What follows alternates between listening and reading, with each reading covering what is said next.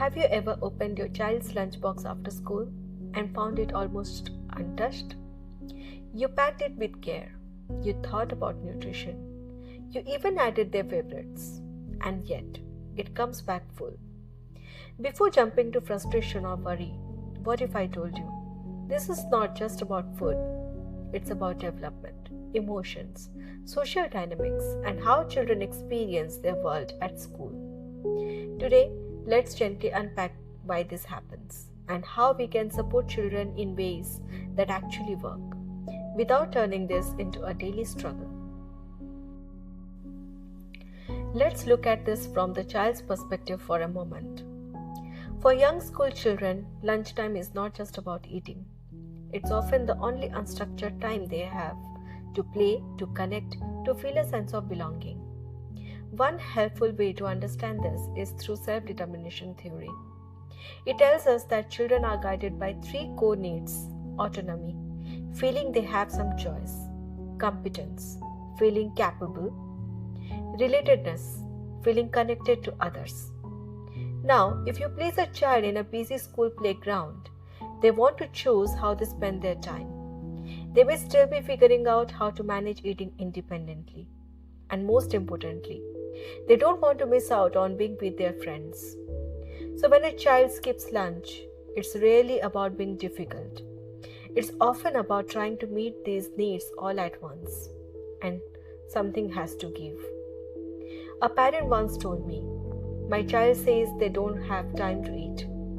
But when we slowed down and listened to the child, they said, "If I sit and eat, I miss playing with my friends." That moment shifts everything, doesn't it? It's not refusal, it's a child making a choice that makes sense to them. When we look a little closer, there are so many small but important factors at play. Time pressure. What feels like enough time to us can feel very rushed to a child. They are still developing a sense of time, so eating quickly doesn't come naturally. Distractions. Lunchtime environments are lively. Noise, movement, conversations. For many children, especially younger ones, staying focused on eating in that setting can be genuinely hard. Motor skills. Something as simple as opening a lunchbox, peeling fruit, or unwrapping food can quietly become a barrier. If it feels too effortful, they may just not try. Food fatigue. Even a favorite food can lose its appeal when repeated often. Children sometimes need novelty, but within a sense of familiarity. Social pressure.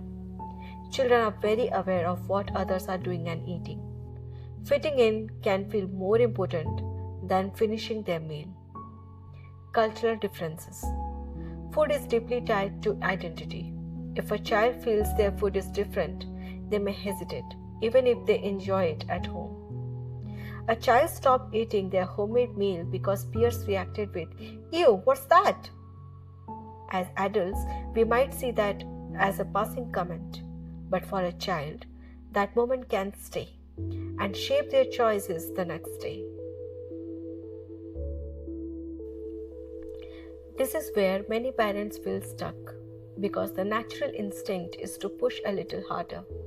But often, the more pressure we apply, the more resistance we see. So instead, we shift from control to connection. Involve your child in lunch planning. Rather than deciding everything for them, we can invite them into the process. Would you like wraps or rice today? It sounds simple, but this small choice gives them ownership, and children are more likely to engage with what they have helped decide. Practice lunch skills at home. Sometimes we assume children can manage independently at school, but they may still be learning. You might casually say, "Let's see how quickly we can open and eat this, just like school." It's not about tasting them. It's about building confidence in a relaxed space. Pack manageable portions. A full lunchbox can feel overwhelming, especially if time is limited.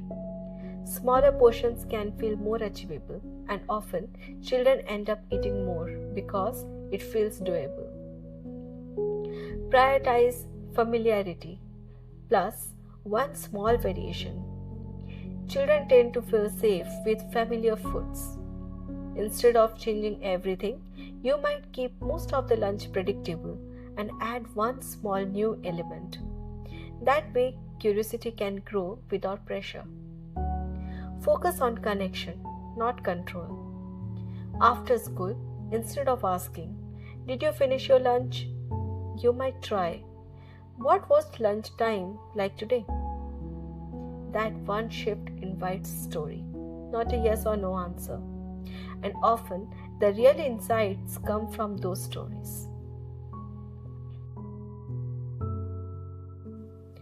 This is something many families quietly navigate. When children are teased about their food, it doesn't just affect eating, it can affect how they see themselves. Validate your child's feelings. If your child shares something like this, it helps to pause and acknowledge it. That must have felt uncomfortable. Rather than quickly fixing it, we are showing them that their experience matters. Build pride in their identity. At home, conversations around food can be powerful. Sharing stories, traditions, or even the meaning behind certain meals helps children see their food as something to value, not hide.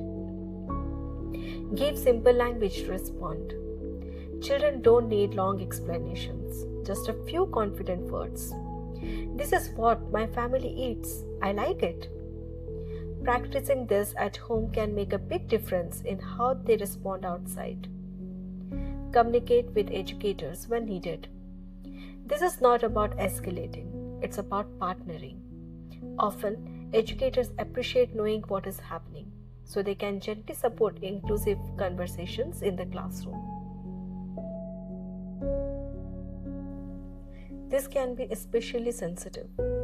If a child starts avoiding food because of comments about their body, we need to approach this with both care and clarity.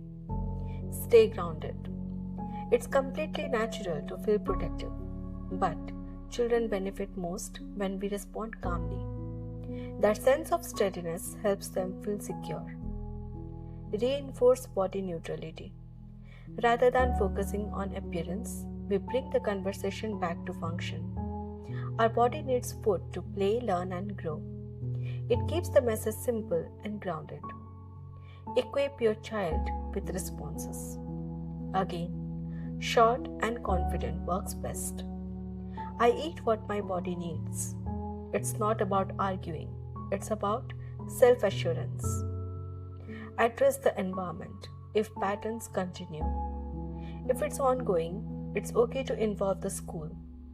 Not from a place of blame, but from a place of care and responsibility toward all children. Many parents I speak with feel unsure here. They often wonder, am I overreacting or am I not doing enough?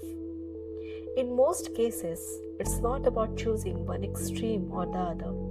It's about staying responsive, observant, and supportive over time.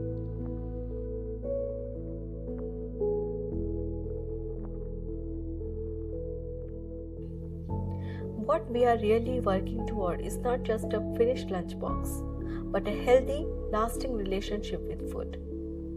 Maintain predictable meal times at home. This creates a rhythm. When children know what to expect, eating becomes more natural and less negotiated. Be mindful of after-school compensation. If a child skips lunch and then fills up on snacks later, it can unintentionally reinforce the pattern. Gently holding the structure over time helps. Keep communication open and non-judgmental. When children feel safe to share, we understand more, and when we understand more, we can support better. Celebrate small progress. Sometimes progress looks like a few more bites or trying something once. Those moments matter, and acknowledging them builds confidence. If your child is not eating well at school, it's not a failure, it's communication. A quiet way of telling us that they are learning how to balance their needs, navigate friendships, and make sense of their environment. When we begin to understand the why, our responses naturally become calmer, more thoughtful, and more effective. If this conversation resonated with you, I have created a full playlist on supporting school going children, covering routines, behavior, emotional development, and practical strategies you can use in everyday life. You will find the link in the description. Let's continue supporting our children gently, respectfully, and together.